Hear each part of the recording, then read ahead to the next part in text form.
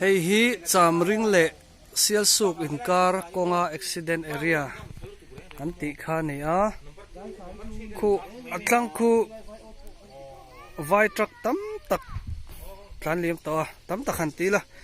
enga mazat tlan liam to a ti chuan hei silchar atanga silchar atanga lung leilama cement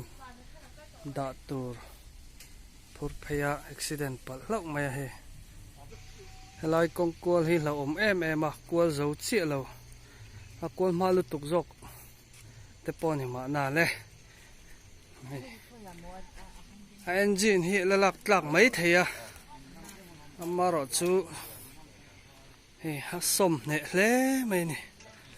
khoi thlak om tak zeta nei tu te driver te chasi zong zong po ko ivek mai ni hi cement le thlanua boka khu film khurangai hle ni helai kong hi veiwa kan tam sia